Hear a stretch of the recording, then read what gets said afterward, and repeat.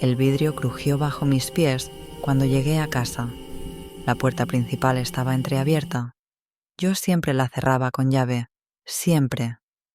Durante los últimos 5 años, desde el divorcio, había desarrollado esa costumbre obsesiva. Miguel me había enseñado a temer. «¿Hola?», grité hacia el interior oscuro. Silencio. El reloj de la cocina marcaba las 11:40. Había salido apenas 2 horas antes para llevarle comida a Elvira, la anciana que vivía en el parque. Una rutina que mantenía desde hacía 6 meses. Cada noche, después del trabajo, preparaba un termo con café y algunos sándwiches. Pero esta noche había sido diferente. Elvira me había agarrado la muñeca con una fuerza sorprendente.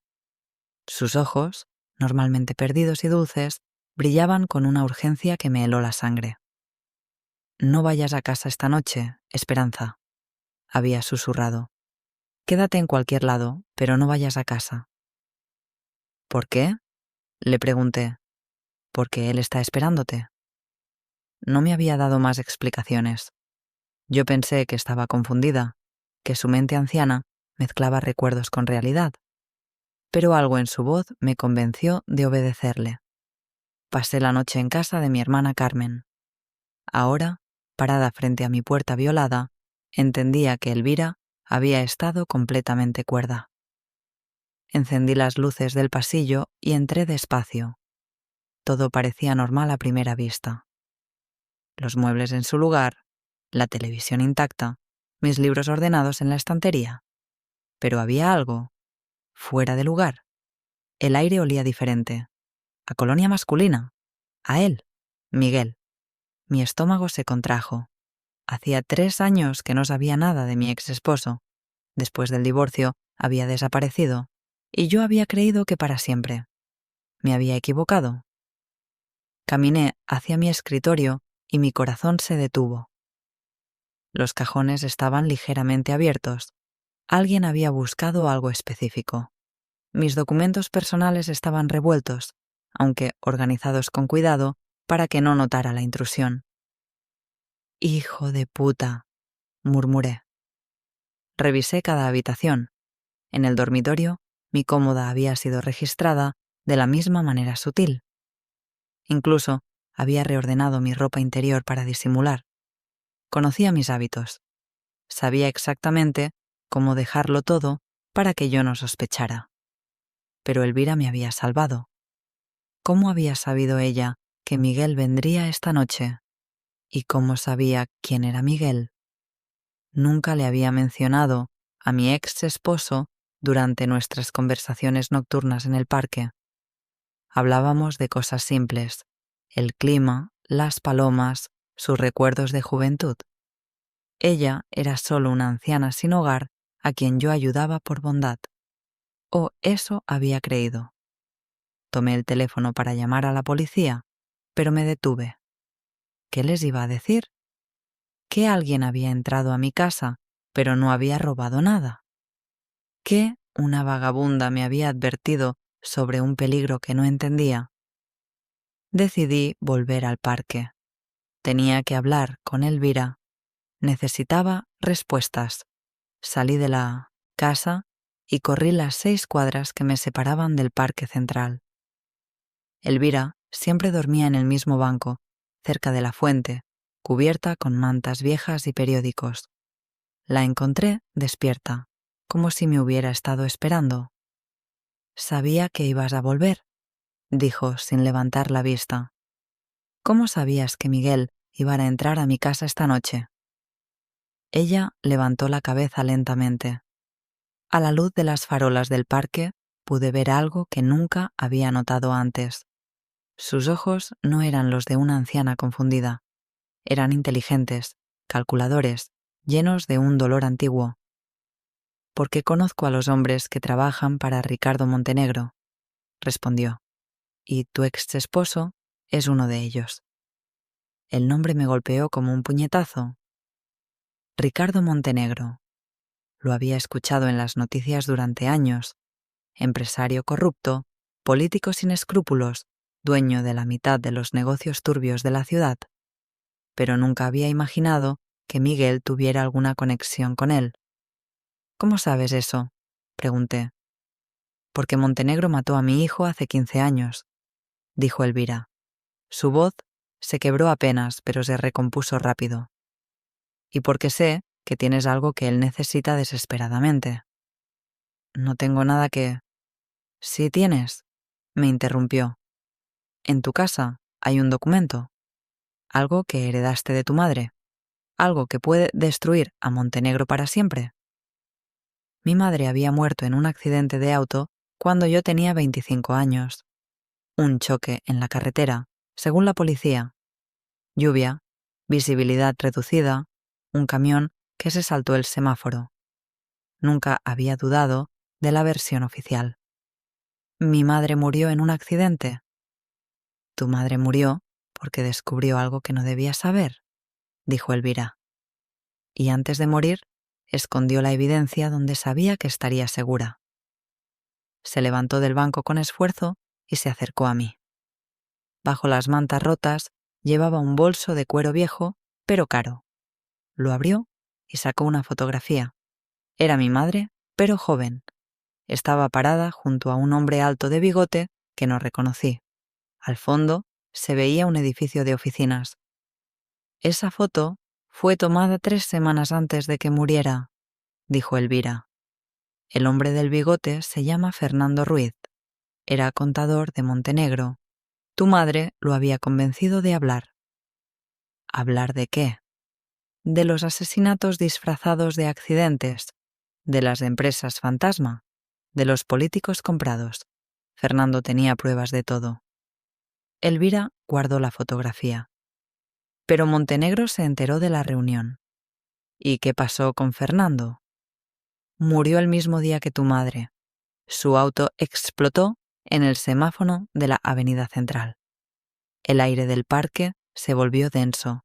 Sentí que el suelo se movía bajo mis pies. Durante 36 años había creído que mi madre era una secretaria común de una empresa de seguros, una mujer sencilla que había tenido mala suerte en la carretera. ¿Por qué me cuentas esto ahora?, pregunté. Porque hace 6 meses te vi por primera vez y reconocí tu cara. Eres idéntica a María Elena a los 30 años. Desde entonces te he estado cuidando, esperando el momento adecuado. ¿Cuidándome? Montenegro nunca dejó de buscar lo que tu madre escondió. Ha estado vigilándote durante años, pero a distancia. Esta noche decidió actuar porque algo cambió. ¿Qué cambió? Fernando Ruiz tenía un hijo. Ese hijo ahora es fiscal federal. Ayer anunció que va a reabrir varios casos viejos de corrupción. Elvira se acercó más. Montenegro sabe que se le acaba el tiempo. Necesita encontrar esos documentos antes de que el fiscal llegue hasta él. Un ruido nos hizo girar hacia la entrada del parque. Un auto negro avanzaba lentamente por la avenida con las luces apagadas. Tenemos que irnos, susurró Elvira. Ahora. Elvira se movió con una agilidad que contradecía su apariencia frágil. Me agarró del brazo y me arrastró hacia los arbustos que rodeaban la fuente. Agáchate y no hagas ruido, murmuró. El auto negro se detuvo frente al parque. Vi 2 siluetas masculinas en el asiento delantero. El conductor bajó y caminó hacia nuestro banco. Era alto, fornido, vestía un traje oscuro. Revisó las mantas que Elvira había dejado atrás, las levantó, miró debajo del banco. El otro hombre se quedó en el auto, hablando por teléfono. No está aquí, gritó el primero. Debe haber escapado.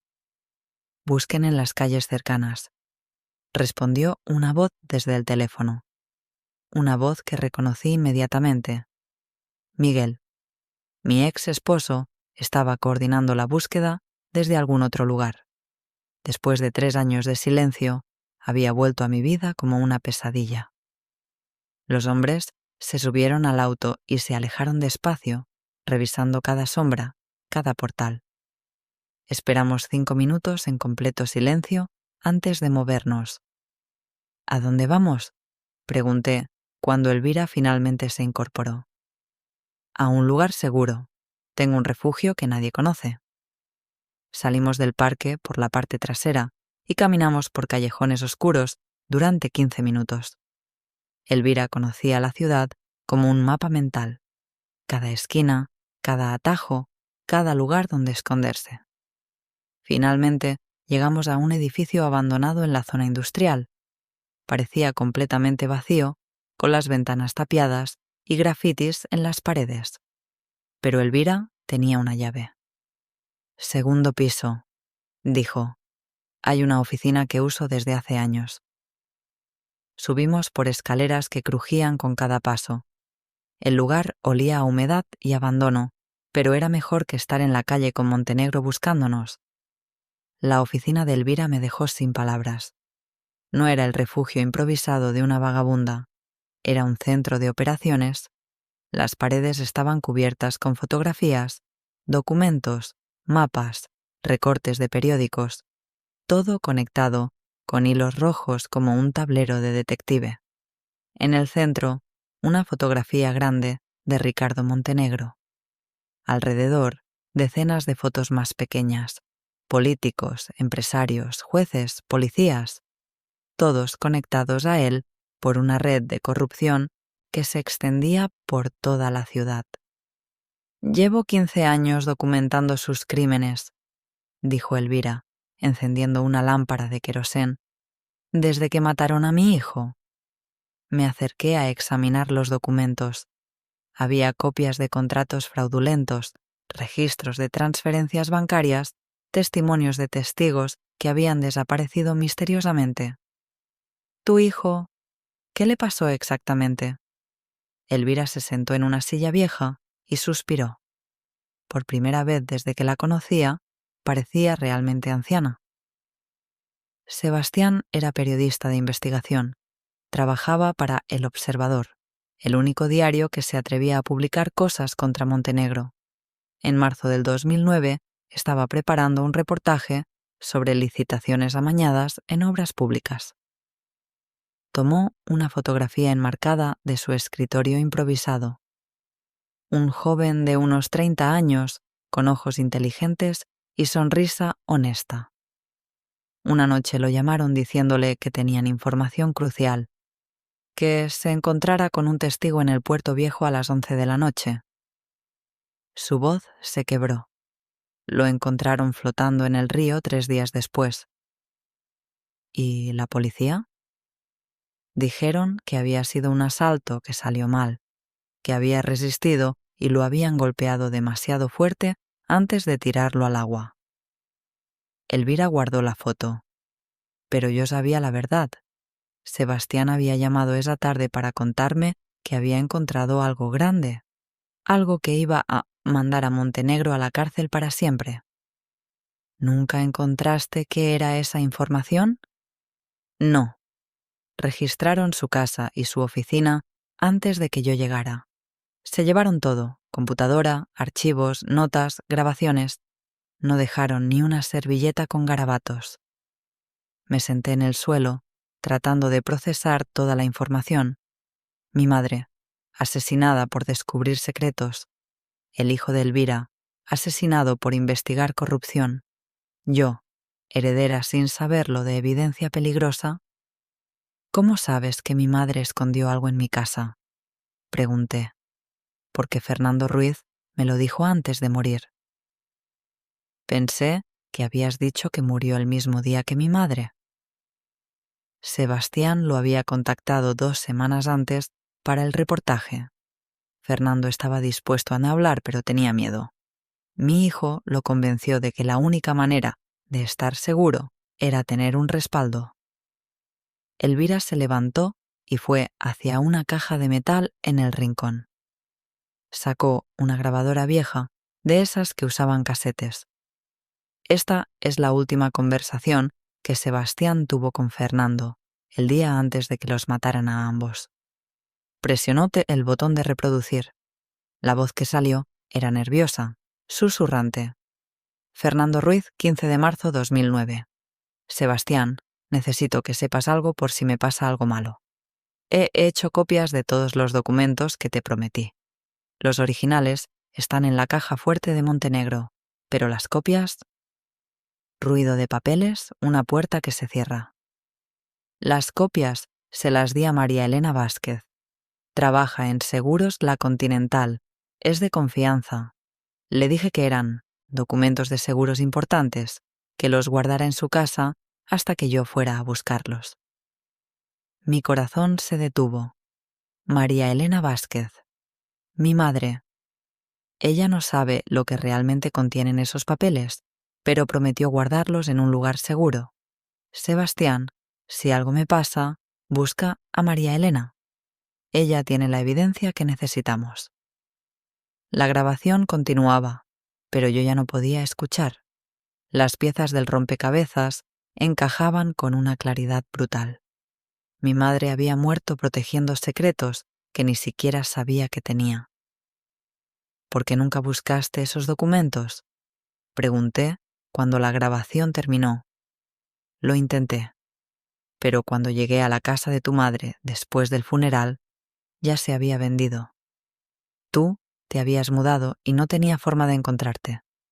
Durante años busqué a María Elena Vázquez sin saber que había cambiado de apellido después del divorcio. ¿Esperanza Morales?, murmuré. Volví a usar mi apellido de soltera. Exacto. Hasta hace 6 meses, cuando te vi en el parque y reconocí su cara en la tuya. Un ruido en la escalera nos hizo callar. Pasos lentos, cuidadosos, subiendo hacia nuestro piso. Elvira apagó la lámpara de inmediato. En la oscuridad, escuché el clic metálico de una pistola al amartillarse.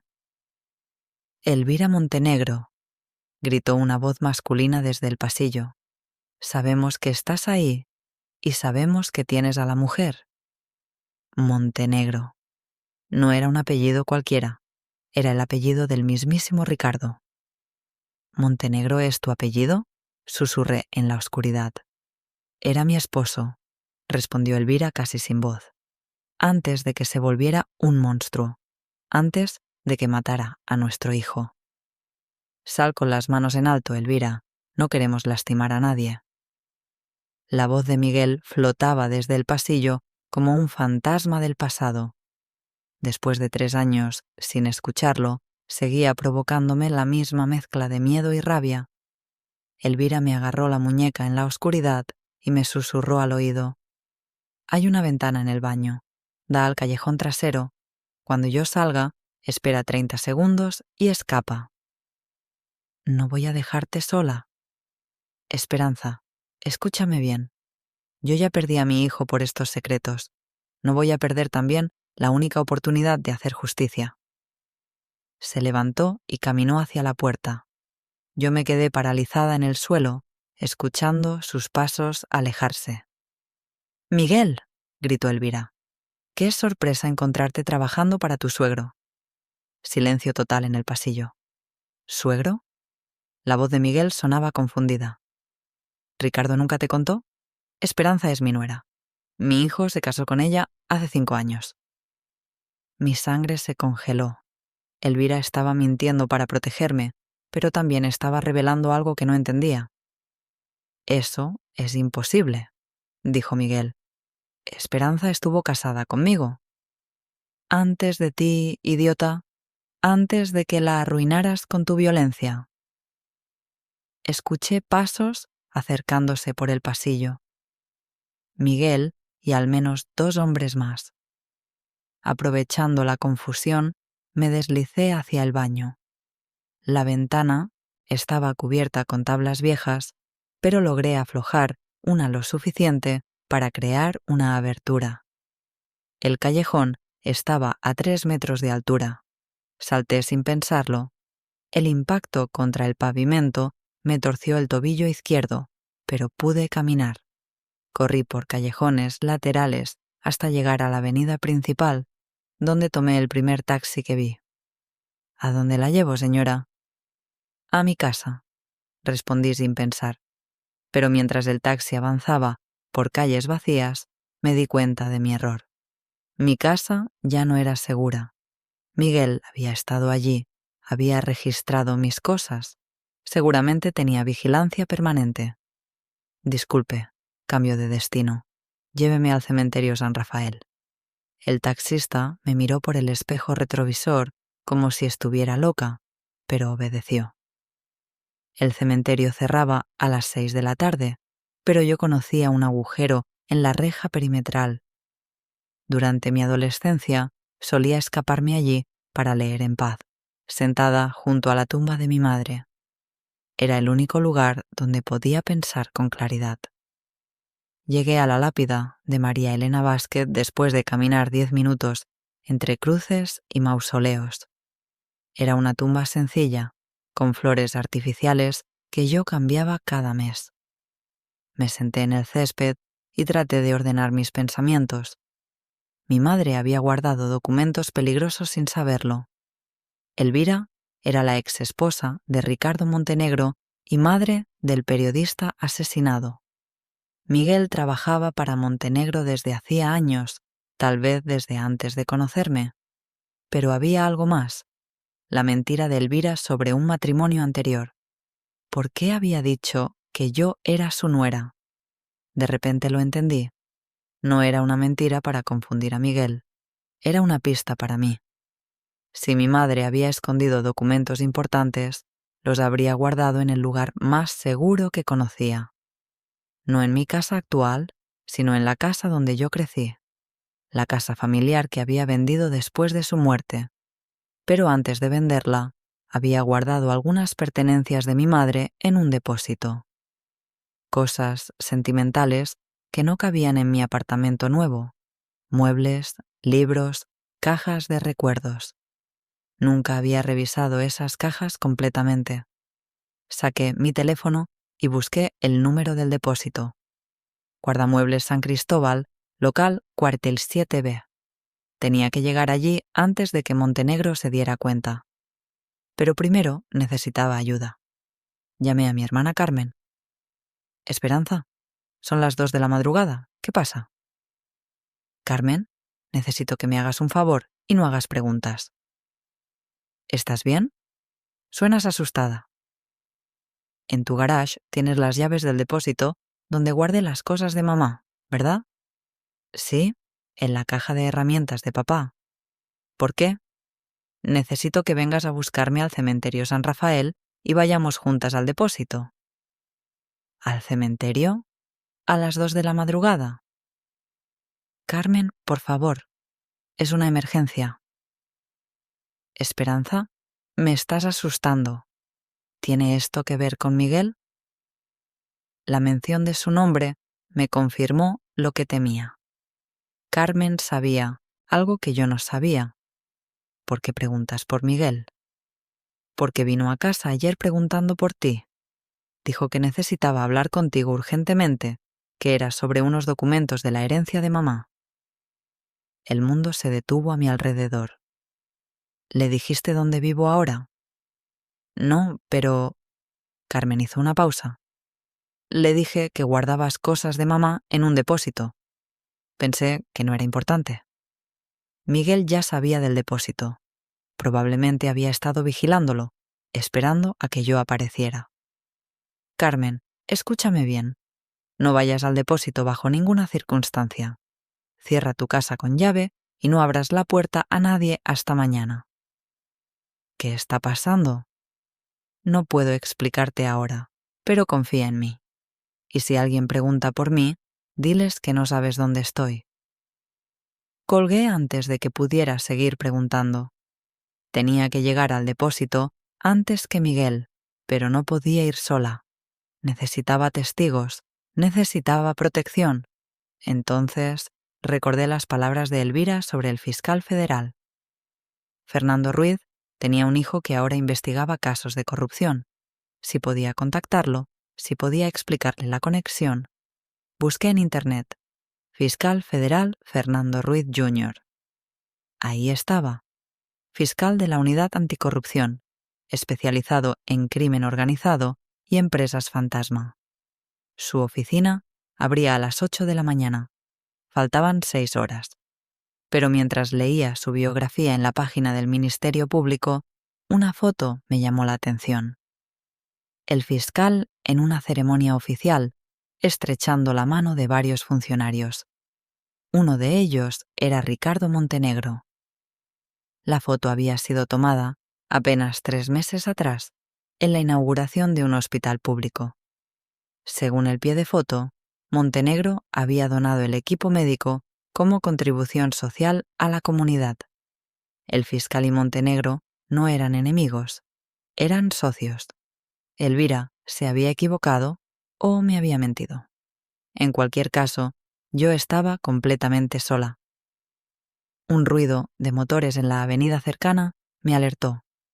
2 autos negros avanzaban lentamente, con las luces encendidas, escaneando los alrededores del cementerio. Me habían encontrado. Corrí entre las tumbas agachada, usando los mausoleos más grandes como escudo. Los faros de los autos barrían el cementerio como reflectores de prisión, buscando mi silueta entre las sombras. Tenía que salir de allí, pero la reja principal estaba bloqueada por uno de los autos. Mi única opción era el agujero en la parte trasera, a 200 metros de distancia. Mientras corría en zigzag entre las lápidas, escuché puertas cerrarse y pasos corriendo por los senderos de grava. Al menos 4 hombres me perseguían. «Esperanza», gritó Miguel. «No seas estúpida. Solo queremos hablar». Llegué al muro trasero sin aliento. El agujero era más pequeño de lo que recordaba, pero logré deslizarme al otro lado, raspándome los brazos contra el alambre. Caí en el lote baldío que separaba el cementerio de la zona residencial. Desde allí pude ver las siluetas de mis perseguidores corriendo hacia donde yo había estado segundos antes. Tenía ventaja, pero no mucha. Caminé por calles residenciales durante media hora, cambiando de dirección constantemente. Cuando estuve segura de que no me seguían, busqué un locutorio público que estuviera abierto las 24 horas. Necesitaba información real sobre el fiscal Ruiz Jr. Pagué por 1 hora de internet y comencé a investigar. Lo que encontré me dejó helada. Fernando Ruiz Jr. no había anunciado ninguna reapertura de casos antiguos. Al contrario, en los últimos 6 meses había archivado 4 investigaciones contra empresarios corruptos por falta de evidencia. Elvira me había mentido sobre todo. ¿Pero por qué? Busqué más información sobre Ricardo Montenegro y encontré algo que no esperaba. Su empresa constructora, Montenegro y Asociados, había sido investigada en el 2009 por irregularidades en licitaciones públicas.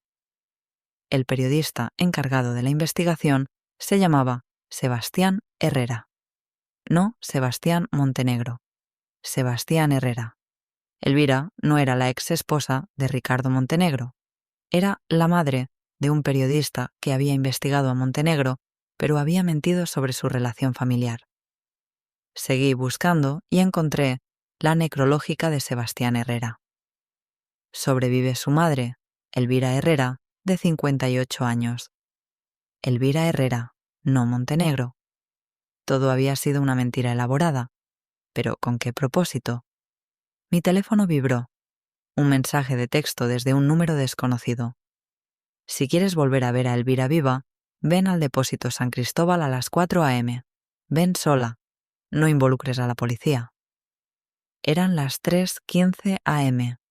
Tenía 45 minutos para decidir si arriesgar mi vida por una mujer que me había mentido desde el principio. Pero entonces recordé la grabación que me había mostrado. La voz de Fernando Ruiz mencionando a mi madre por nombre completo. Eso no era algo que pudiera inventar. Y recordé también la foto de mi madre con el contador. Esa foto existía, era real. Tal vez Elvira había mentido sobre su identidad, pero no sobre los documentos. Decidí ir al depósito, pero no sola. Llamé a la única persona en quien podía confiar completamente. «¿Carmen?» «Esperanza, Gracias a Dios. ¿Dónde estás? Han venido 2 veces a buscar... Escúchame sin interrumpir. Necesito que llames a la policía y les digas que vayan al depósito San Cristóbal en 1 hora. Diles que va a haber un secuestro. ¿Un secuestro? ¿Te van a secuestrar? Puede ser. Pero también puede ser mi única oportunidad de encontrar la verdad sobre la muerte de mamá. La muerte de mamá.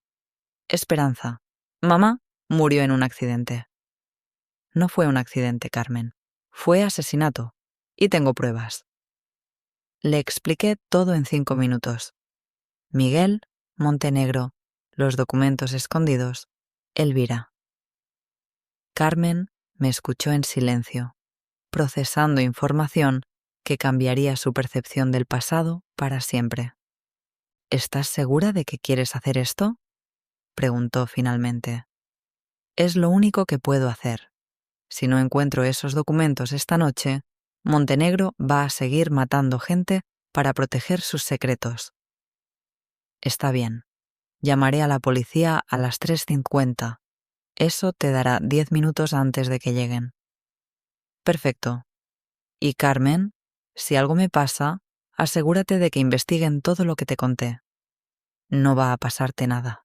Te lo prometo. Colgué y tomé un taxi hacia el depósito. Guardamuebles San Cristóbal estaba en una zona industrial, rodeado de bodegas y talleres mecánicos cerrados. A las 3:55 am era una zona completamente desierta. Las puertas principales estaban abiertas. Una trampa obvia. Entré despacio, con el corazón latiendo tan fuerte que estaba segura de que podían escucharlo desde lejos. El depósito tenía pasillos largos bordeados de unidades de almacenamiento. Mi local, el 47B, estaba al fondo del edificio. Caminé por pasillos iluminados con luces fluorescentes que parpadeaban constantemente, creando sombras intermitentes que convertían cada esquina en una amenaza potencial. Llegué al local 47B y encontré la puerta abierta. Miguel estaba adentro, sentado en una silla plegable junto a las cajas de mi madre. Elvira estaba a su lado, atada de manos pero consciente. «Llegas puntual», dijo Miguel sin levantar la vista. «Siempre fuiste muy responsable con los horarios». «Suelta a Elvira. Ella no tiene nada que ver con esto». «Al contrario, ella tiene todo que ver». Miguel se levantó y caminó hacia las cajas. «¿Sabías que tu nueva amiga es una estafadora profesional?» «¿Qué?» Elvira Herrera, 59 años, no 70 como aparenta. Ex actriz de teatro, especializada en papeles de anciana. Ha estado estafando gente con el cuento del hijo periodista muerto durante los últimos 8 años. Miré a Elvira, que evitaba mis ojos. «Dile la verdad, Elvira», continuó Miguel. «Dile cómo me contactaste hace 3 meses ofreciéndome información sobre Esperanza a cambio de dinero». «Eso es mentira», murmuré, pero mi voz sonaba insegura. «Es verdad», susurró Elvira finalmente, «pero no por dinero. Lo hice para protegerte». «¿Protegerme?», mintiéndome sobre todo, porque necesitabas una razón para confiar en mí y porque necesitabas creer que tenías aliados. Miguel se rió. «Qué conmovedor». La estafadora desarrolló sentimientos por su víctima. «¿Dónde están los documentos, Esperanza?», preguntó Miguel, perdiendo la paciencia. «Hemos registrado todas estas cajas y no encontramos nada». Miré las cajas abiertas y revueltas. Reconocí los libros de mi madre, sus fotografías, su joyería barata, pero había algo que faltaba. «El escritorio», murmuré. «¿Qué escritorio?» Mi madre tenía un escritorio pequeño en su habitación, con cajones secretos. Lo guardé desarmado. Miguel siguió mi mirada hacia el rincón del local, donde, efectivamente, había paneles de madera apilados que formaban un escritorio, desmontado. «Muéstrame», ordenó. Me acerqué a los paneles y comencé a ensamblar el escritorio. Era una pieza antigua, heredada de mi abuela. Tenía compartimentos secretos que solo mi madre y yo conocíamos. Cuando terminé de armarlo, presioné la secuencia correcta en los bordes de los cajones. Un panel lateral se deslizó hacia un lado, revelando un compartimento oculto. Adentro había un sobre manila grueso. Miguel lo abrió con manos temblorosas. Extractos bancarios, contratos, fotografías, grabaciones en casetes antiguos, todo lo que Fernando Ruiz había prometido. 20 años de evidencia, murmuró Miguel mientras revisaba los documentos. Esto puede destruir a Montenegro, y a mí también. Entonces suéltanos, dijo Elvira. Toma los documentos y vete del país. Miguel la miró como si fuera estúpida. No pueden quedar testigos, dijo, sacando una pistola. En ese momento escuchamos sirenas a la distancia. Carmen había cumplido su promesa. Maldición. Miguel guardó los documentos contra su pecho y apuntó la pistola hacia mi cabeza. ¿Llamaste a la policía? No, mentí. Alguien debe haber visto las luces y se asustó. Las sirenas se acercaban rápidamente. Miguel miró hacia la entrada del depósito, calculando sus opciones. «Nos vamos ahora», ordenó. «Elvira, levántate. Esperanza, toma esas cajas y sígueme». «No voy a ningún lado contigo». Miguel me golpeó con la culata de la pistola en la sien. El dolor me nubló la vista por unos segundos, pero permanecí de pie. «Te dije que nos vamos. No me hagas repetírtelo». Elvira se incorporó con dificultad. Sus muñecas estaban en carne viva por las cuerdas. «Miguel», dijo con voz calmada. «Los policías van a rodear el edificio. No tienes salida». «Sí tengo. Tengo 2 rehenes y información que vale millones de dólares». Nos empujó hacia la parte trasera del depósito, donde había una puerta de emergencia que daba al estacionamiento. Su auto estaba allí, motor encendido. «Elvira adelante, Esperanza atrás conmigo», ordenó mientras abría las puertas. Pero cuando Elvira se acercó al auto, hizo algo inesperado. Se tiró al suelo y rodó debajo del vehículo. «¡Sal de ahí!», gritó Miguel, agachándose para apuntarle. Aproveché su distracción para golpearle la muñeca. La pistola se disparó al aire y salió volando hacia los arbustos cercanos. Miguel se abalanzó sobre mí, pero yo ya había echado a correr hacia la calle principal. «Esperanza los documentos», gritó Elvira desde debajo del auto. Miguel había dejado el sobre en el asiento delantero cuando se bajó. Cambié de dirección y corrí hacia el auto. Agarré el sobre y seguí corriendo, con Miguel pisándome los talones. Las sirenas sonaban a 2 cuadras de distancia. «¡Alto! ¡Policía!». 2 patrullas doblaron la esquina con las luces encendidas. Miguel se detuvo inmediatamente y levantó las manos. «Oficial, gracias a Dios llegaron», gritó con voz desesperada. «Esta mujer está loca. Trató de robar documentos de mi depósito». Los policías se bajaron con las armas desenfundadas, apuntando tanto a Miguel como a mí. «Todos al suelo. Ahora». Me tiré al pavimento, abrazando el sobre contra mi pecho. «¿Oficiales?», dijo Miguel con voz de víctima. «Soy Miguel Vázquez, investigador privado. Esta mujer es mi exesposa. Tiene problemas mentales y ha estado acosándome durante semanas». Uno de los policías se acercó a mí. «Señora, ¿cómo se llama?» «Esperanza Morales. Y él no es investigador privado. Trabaja para Ricardo Montenegro». «¿Montenegro?». El policía miró a su compañero. «¿El empresario?». «Oficiales», intervino Miguel con tono profesional. «Tengo mi licencia de investigador privado en mi billetera. Pueden verificarla. Esta mujer robó documentos confidenciales de mi cliente y...». «¿Qué documentos?», preguntó el policía. Le mostré el sobre. evidencia de asesinatos, corrupción y lavado de dinero. Mi madre fue asesinada por haber guardado estos papeles.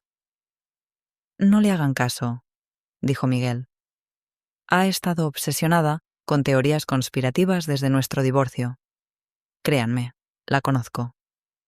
El policía más joven parecía confundido, pero el mayor tenía cara de sospecha. ¿Dónde está la mujer mayor que reportó el problema?, preguntó.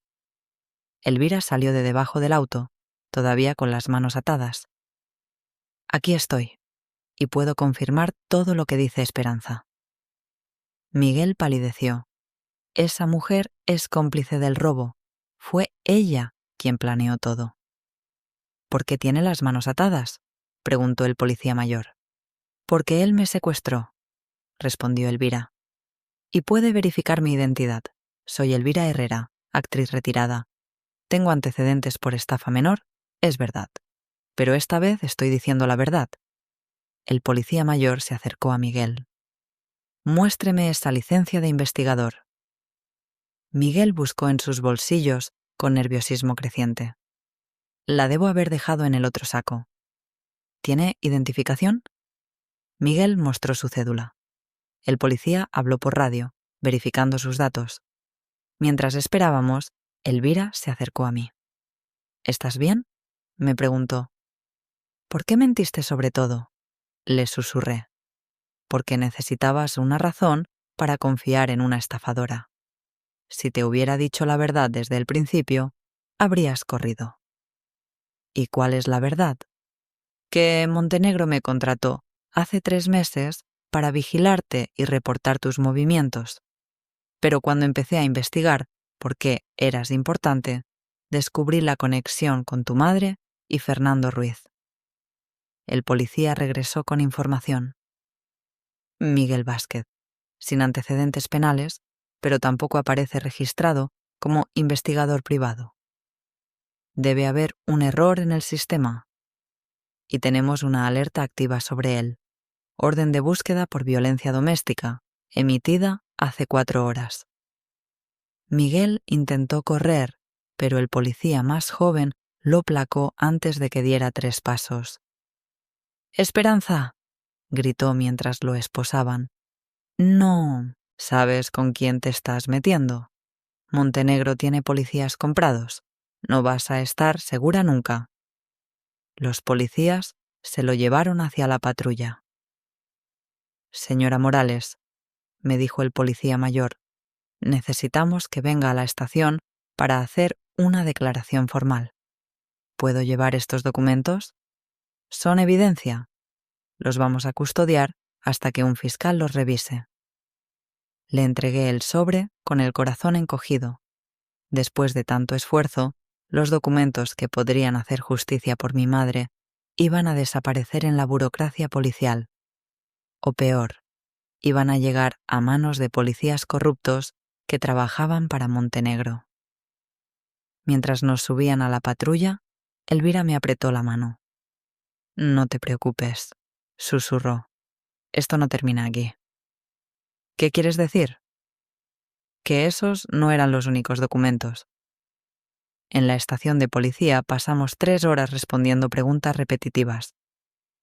El detective a cargo, un hombre mayor llamado Ramírez, parecía más interesado en desacreditar nuestra versión que en investigar nuestras denuncias.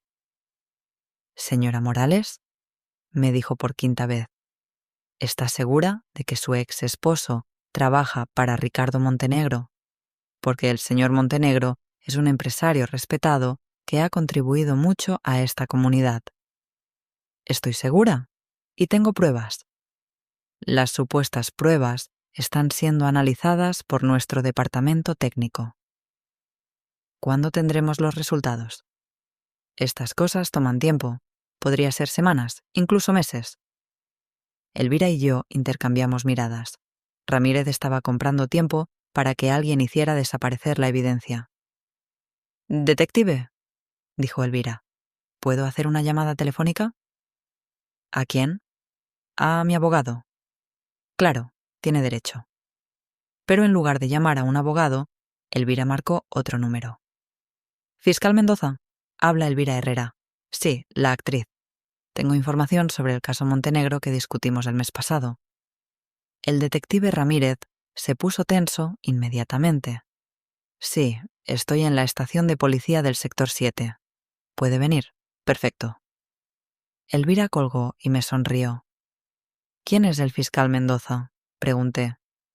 Una mujer honesta. La única fiscal que no ha sido comprada por Montenegro. Pensé que habías dicho que todos los fiscales... Mentí sobre muchas cosas, pero no sobre esto. Media hora después, llegó la fiscal Mendoza. Era una mujer de unos 40 años, con aspecto serio y profesional. Detective Ramírez, dijo al entrar, necesito ver inmediatamente toda la evidencia relacionada con Ricardo Montenegro, que fue incautada esta madrugada. Fiscal, no tenemos evidencia relacionada con Montenegro, solo documentos de una disputa familiar. Detective, tengo una orden judicial. Mendoza mostró un papel. Y tengo autorización para intervenir cualquier caso que involucre corrupción policial. Ramírez palideció. Señora Herrera, continuó la fiscal, ¿puede explicarme exactamente qué información tiene? Mejor que eso. ¿Puedo mostrarle? Elvira sacó de su zapato una memoria USB microscópica. Copié todos los documentos antes de entregarle los originales a Miguel. Mendoza conectó la USB a su laptop y comenzó a revisar los archivos. Su expresión se volvía más grave con cada documento. Extractos bancarios de cuentas en Panamá, contratos falsos de obras públicas, grabaciones de conversaciones. Murmuró. Esto es suficiente para procesar a Montenegro por lavado de dinero, fraude y asociación delictuosa. Y por asesinato, agregué. Mi madre fue asesinada porque Fernando Ruiz le dio esos documentos. Mendoza siguió revisando. Aquí hay una lista de funcionarios públicos que recibieron sobornos, jueces, policías, alcaldes. Se detuvo en una página específica. Detective Ramírez, su nombre aparece aquí. Eso debe ser un error. 50.000 pesos mensuales durante los últimos 2 años para servicios de información privilegiada. Ramírez se levantó y caminó hacia la puerta, pero 2 policías estatales ya estaban esperándolo allí. Carlos Ramírez queda arrestado por corrupción de funcionario público y obstrucción de la justicia. Mientras se llevaban a Ramírez, Mendoza se dirigió a nosotras. Señoras, van a necesitar protección policial. Montenegro no va a quedarse quieto cuando se entere de que tenemos esta información. ¿Cuánto tiempo tomará procesarlo?, pregunté. Con esta evidencia, puedo obtener órdenes de arresto contra Montenegro y su organización en menos de 24 horas. Pero necesito que testifiquen ante un gran jurado. ¿Y qué pasa con Miguel? Su ex esposo va a colaborar con la investigación a cambio de una sentencia reducida. Ya pidió hablar con un fiscal. Nos trasladaron a una casa de seguridad en las afueras de la ciudad. Era un lugar pequeño pero cómodo, con guardias las 24 horas. Esa noche, por primera vez en días, pude dormir sin miedo. Pero a las 5 de la mañana me despertó el sonido del teléfono. Era la fiscal Mendoza. Esperanza, tengo buenas y malas noticias. Dígame. La buena. Tenemos órdenes de arresto contra Montenegro y 15 de sus asociados. Los operativos comenzaron hace 1 hora. ¿Y la mala? Montenegro escapó. Alguien le avisó que veníamos por él. Mi estómago se contrajo. ¿Significa que seguimos en peligro? Temporalmente, pero tengo un plan. ¿Han escuchado del programa Justicia en Vivo? Era un programa de televisión muy popular, donde se denunciaban casos de corrupción y se entrevistaba a víctimas de injusticias. ¿Quiere que vayamos a televisión? Es la única manera de protegerlas. Si su historia se hace pública, Montenegro no podrá silenciarlas sin exponerse aún más. ¿Y si dice que no? Entonces van a tener que vivir escondidas para siempre. Montenegro tiene recursos para buscarlas durante años. Miré a Elvira, que había estado escuchando la conversación. ¿Qué opinas?, le pregunté. Que ya es hora de que la verdad salga a la luz. Fiscal Mendoza, dije al teléfono. Acepto. Perfecto. El programa se transmite esta noche en vivo, a las 9 de la noche. ¿Una pregunta más? Dígame, ¿por qué confió en Elvira desde el principio? ¿Cómo sabía que no estaba mintiendo esta vez? Porque hace un mes vino a mi oficina con una confesión completa sobre sus estafas anteriores. Me pidió que la usara como informante para atrapar a Montenegro. Dijo que quería redimirse haciendo algo bueno por primera vez en su vida. Miré a Elvira con nuevos ojos. ¿Es verdad eso? Elvira asintió. Esperanza, he pasado los últimos 10 años estafando gente buena que no se merecía ser lastimada. Cuando Montenegro me contrató para vigilarte, vi una oportunidad de hacer algo correcto por una vez. ¿Por qué yo? ¿Por qué te importé? Porque me recordaste a mí misma hace 30 años, antes de que la vida me volviera cínica y cruel. Nos quedamos en silencio por un momento. Luego Elvira sonrió. Además, tu madre hubiera estado orgullosa de la mujer en que te convertiste. ¿La conociste realmente? No, pero después de leer sus cartas personales en esos documentos, sé que era una mujer valiente que murió protegiendo la verdad. Esa noche, a las 9 en punto, estaríamos en Televisión Nacional contando nuestra historia. Montenegro podría estar escondido, pero ya no podría esconder sus crímenes. 6 meses después, me desperté en mi nueva casa sin el sobresalto que había acompañado mis mañanas durante años. Por primera vez desde que podía recordar, el silencio no me daba miedo. Elvira estaba en la cocina preparando café, como había hecho todas las mañanas desde que decidió mudarse conmigo después del juicio. ¿Dormiste bien?, me preguntó. Sin pesadillas, respondí. Es extraño. Te vas a acostumbrar. La transmisión en vivo del programa Justicia en Vivo había cambiado todo.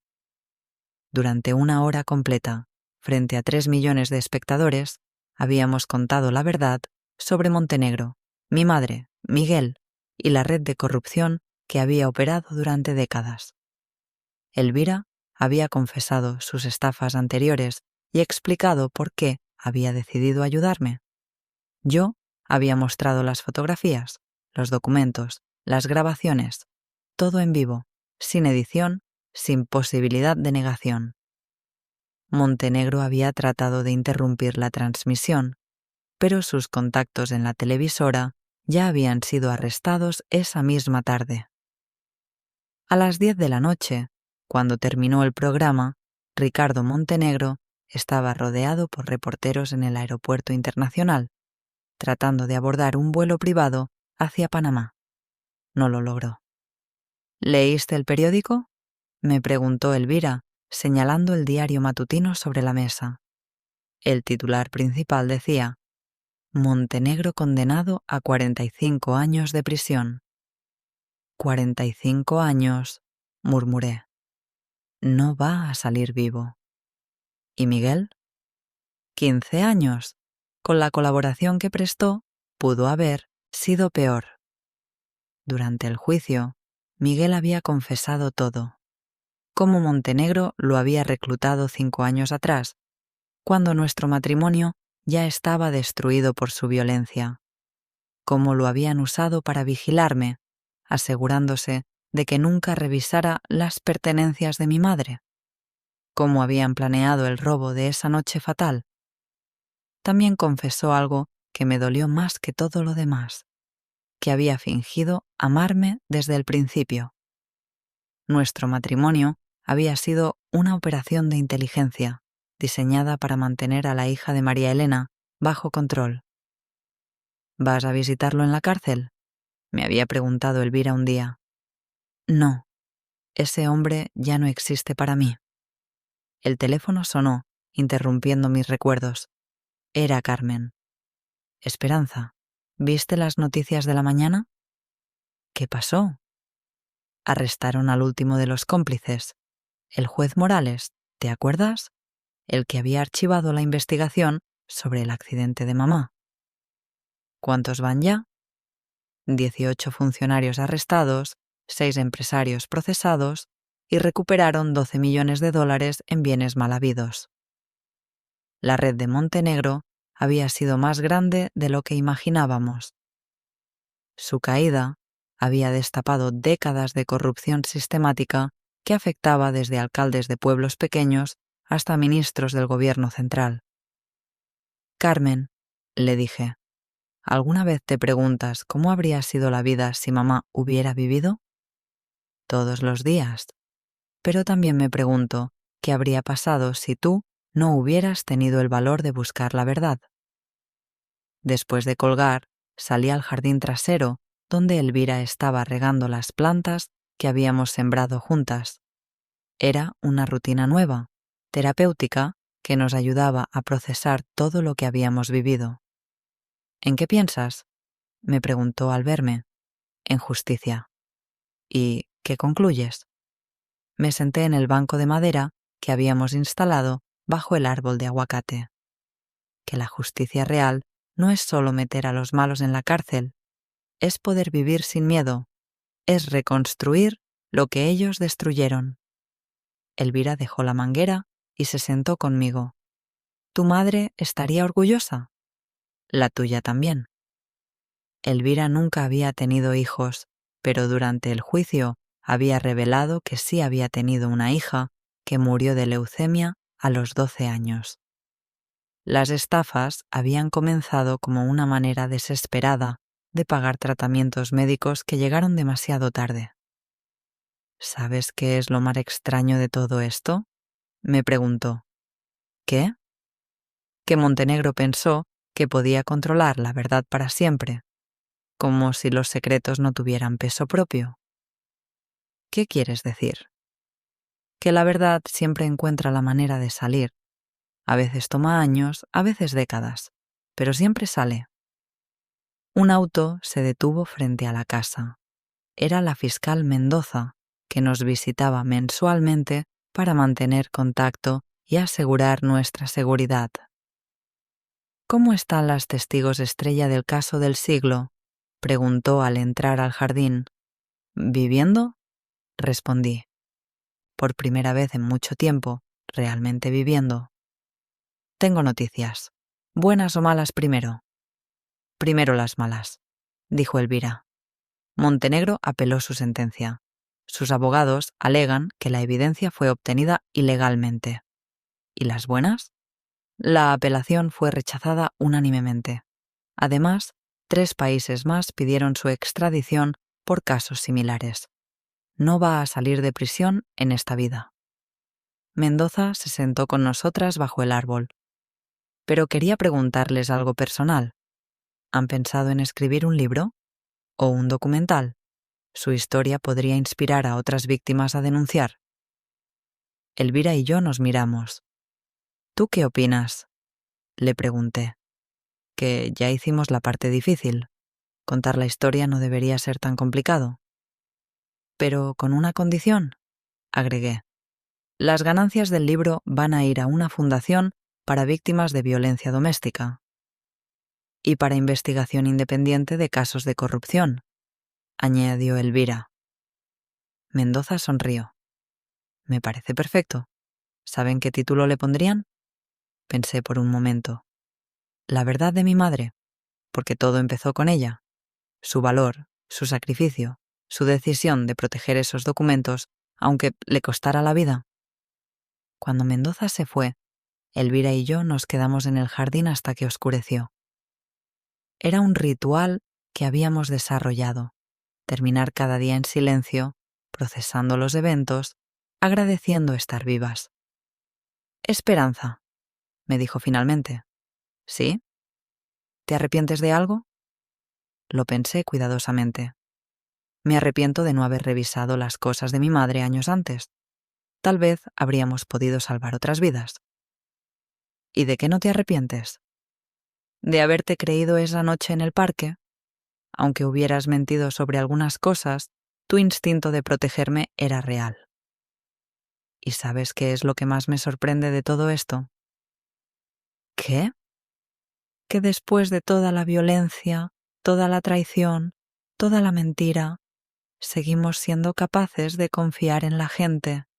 Seguimos creyendo que vale la pena luchar por la verdad. Miré las estrellas que comenzaban a aparecer en el cielo nocturno. ¿Crees que mi madre sabía que algún día yo encontraría esos documentos?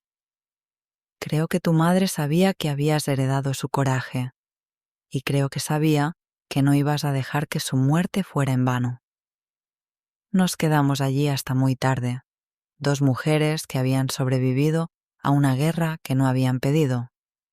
Dos mujeres que habían aprendido que la justicia no es algo que llega automáticamente, sino algo que hay que construir con las propias manos. Y mientras observaba las estrellas, me pregunté cuántas otras verdades estarían esperando ser descubiertas, cuántas otras injusticias necesitarían que alguien tuviera el valor de enfrentarlas. Porque ahora sabía algo que no sabía 6 meses atrás, que el silencio no protege a los inocentes, solo protege a los culpables, y que a veces una sola persona dispuesta a decir la verdad puede cambiar todo.